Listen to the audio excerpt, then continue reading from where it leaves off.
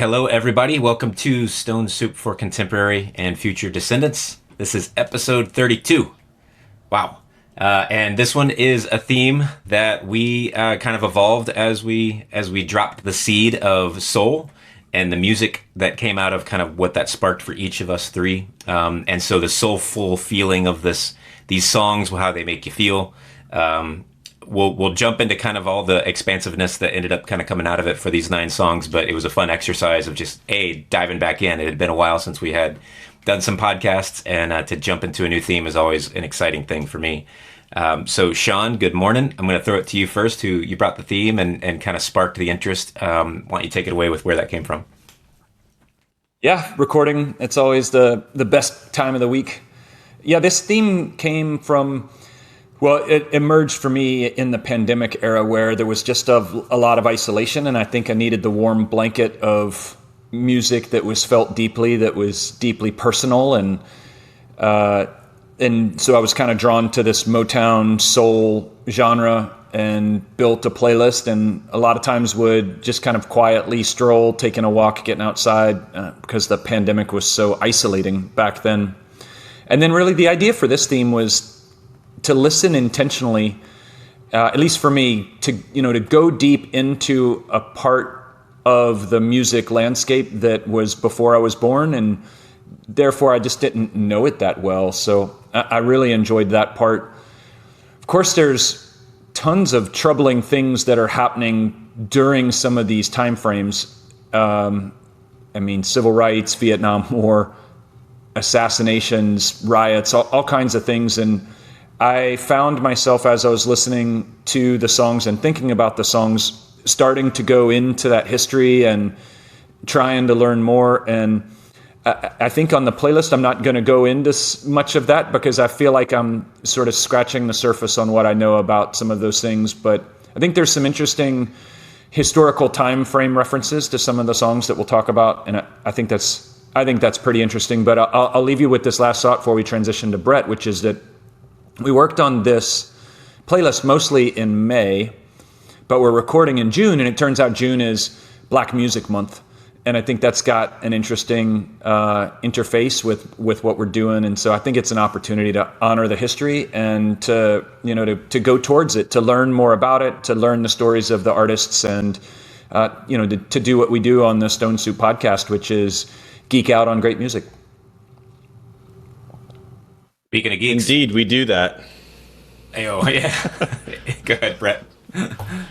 Yeah, indeed. I agree with that sentiment, Sean. And the theme was interesting to me, and of course we'll get into it as we get into each of the songs. I liked the way that we sort of picked a genre and then evolved.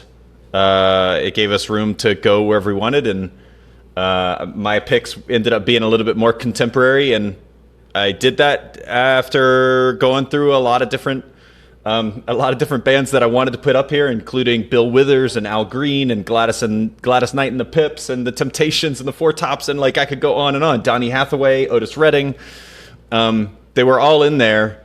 Aretha Franklin, it just keeps going. So instead of going with an era that I'm not contemporary to, that's all music that influenced the past and still influences me today, but those artists aren't around.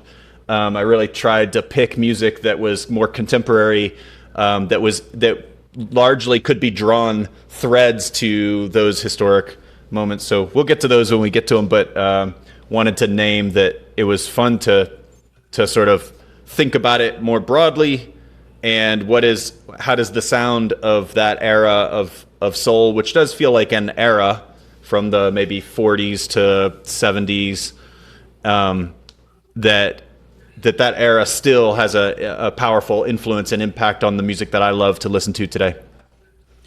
Yeah, well, I think the experiment always tends to yield something exciting and different and unexpected. And this way, if we had 9 songs that all fit within a Motown-specific time frame, there might have been a lot of different feelings with that and an exploration. And you probably can't just find 9 songs. So it's always interesting to see kind of what the universe brought to us. Like with me, I was researching and learning and digging into it with a couple different resources and listening to podcasts and trying to learn about a lot of how things were operating. I think that created some different chapters in the 9 songs, and that makes it cool. There's no wrong answers in art or in playlists. It's just sort of explain where it came from as part of the fun. So I thought it was a fun experiment. It's a place I haven't dabbled a lot in, but the feelings of the songs, like you said, Sean, they're just music that kind of makes us feel certain things. And I think all three of us come at it from that different perspective. So with that, I get the first song, which I think we'd ordered these chronologically as well. So I did take the soul theme literally from the beginning and said, I really don't know much about, like, I could define that song sounds Motown, but I don't really know about kind of the history or some of the early artists. And what I wanted to do is go for like the left of the dial kind of stuff. So I went and jumped into some podcasts, one that I'll mention right here, which is a super fun one. It's called A Bowl Full of Soul, or A Bowl of Soul. I always do that. A Bowl of Soul with Terry Ferguson.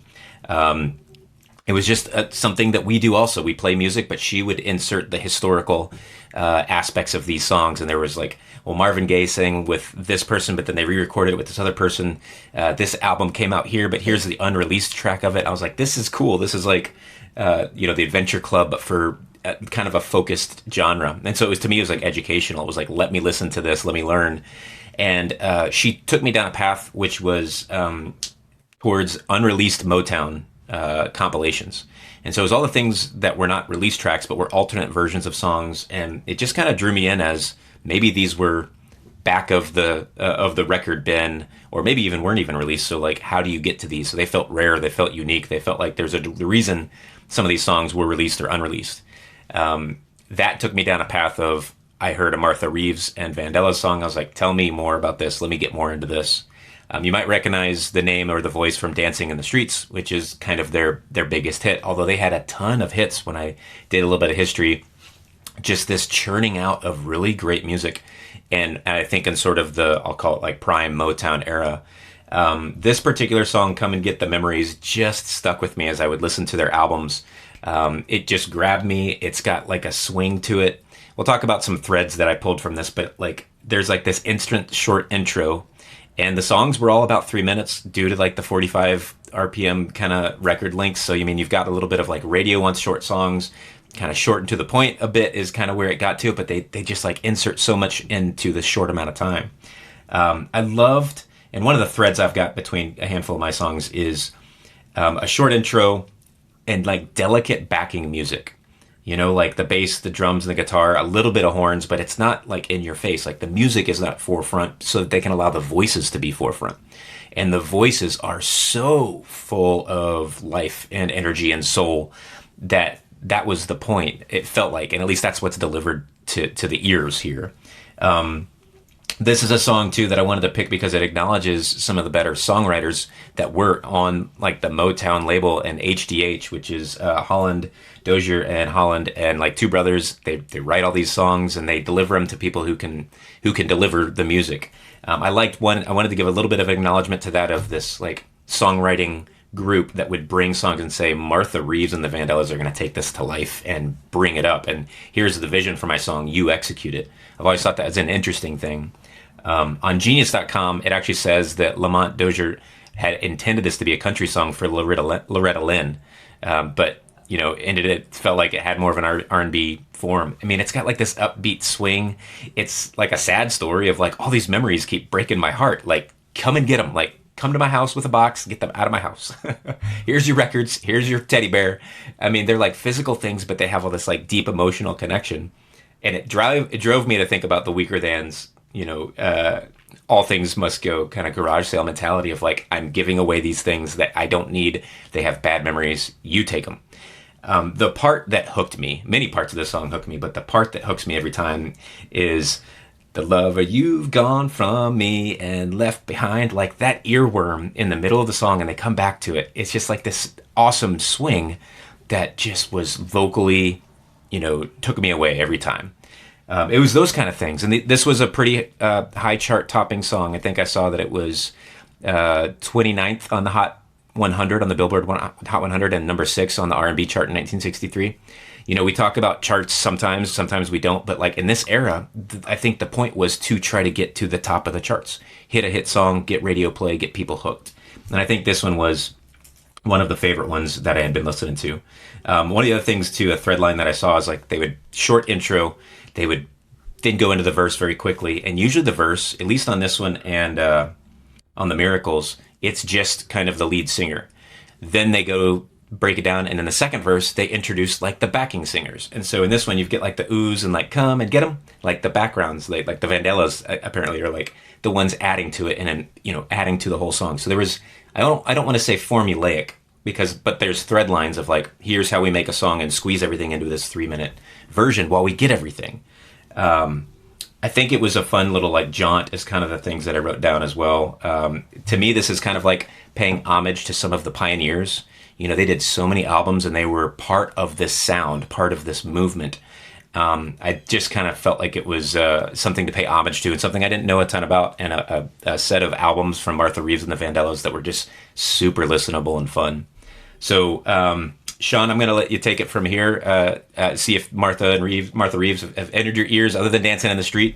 But we'll let you take it from there. Well, I've already established that this is one of my favorite episodes of all time because I'm enjoying hearing you sing the little background ditties. So I like that part already. And it's also fun to hear you talk about, you know, inside the entire genre and decades worth of music, what you were interested in, sort of your left of the dial approach, stuff like that. This Detroit part was, you know, and you talked about the HDH writers and stuff, it did seem like a factory, and they cranked them out. And I didn't know that it was originally written as a country song, but it makes a lot of sense given the lyrical content and stuff. So that feels like a point of research to see if some country artist ever covered this song. And if not, hey, somebody, this is your opportunity. Anyway, so much good stuff there, Grant, in your analysis. And most of what you talked about in the song itself is sort of what stood out to me. So I won't double cover that, but I'll say these other couple things that I learned about it, which is that Martha Reeves apparently was hired as a secretary. She was a Motown secretary, and then when someone else missed a session, Berry Gordy pulls her in and the group in, and they're like, all right, you stand in, you sing, and they nail it, and they become massive hits. So I love that track of, you know, they didn't come in the front door necessarily. They came in the side door, and they hung around until they got their chance. And then, of course, they get their chance, and they're awesome. So I love that part of the story. The baritone sax, you know, that ends up being somewhat of a thread line through the playlist. We'll hear some of that as we go, but the baritone sax in this song is rich. That's solid. And then, I like the theme of the song. It's kind of cleanse yourself of the stuff that, you know, is left behind after a breakup. That's happened to me and others. And so that feels very familiar, and I like the way they captured the feeling of that, and so I think it's a great song. It's 1963, so it's a good bit earlier than some of the other ones. So I like that you went all the way back to what feels like the beginning. Yep, I agree with that. I'm a fan of getting back to the roots, and I love the way we on this podcast get the opportunity to go in different directions, and that you went to the roots, Grant, because it definitely helps. Connect, I think, to the core of soul, and this song in particular, and the way you talked about it is interesting. The spirit of like come get these things out of my house, kind of like I'm ready to free myself from the attachments of the physical things, and thus like my attachments to the physical person that they may be associated with, the memories, that sort of thing. It certainly could be heartbreak from like a breakup, but I also I'm influenced by Tom Waits and the song Soldiers Things on Swordfish Trombones, where he's talking about like, here's a garage sale of all these things that the soldier that was my love died, and so now I want to get these things out, like get rid of the physical stuff, which ultimately is like freeing the soul. Like, it's freeing ourselves from the physical attachments that we make so that the soul can come through. And I definitely feel it in the sonic resonance that you guys are naming, the lyrics. There's something about the beat and the way that it's almost joyful in that release. And grief can be like that. Grief can be like, as we process and feel the sadness and the anger and the frustration and begin to integrate our lives back into living again because we're still here, there is a kind of freeing up and a joy that comes with that. So I think it's a great choice. It's a good place to get us started. Yeah, you mentioned kind of the juxtaposition of like the joyful feeling of the song. Like if you strip the lyrics out of it and just listen to it, it probably makes you feel something different than when you hear the lyrics. And then you're like, oh, okay, she's kind of sad, but she's bringing it, like she's moving on too. I think there's probably some power to that. There probably was some thought about this is a song that will make people feel good about something that is kind of negative or bad or sad. And the album cover for this is the title track from the Come and Get These Memories, has the bear, the teddy bear, the 45 records and some apparently love letters or Valentines, and the bear's just kind of looking at you like, come and get me. Here we go. So this is the first track for this playlist. This is Martha Reeves and the Vandellas from their 1963 album of the same name, Come and Get These Memories.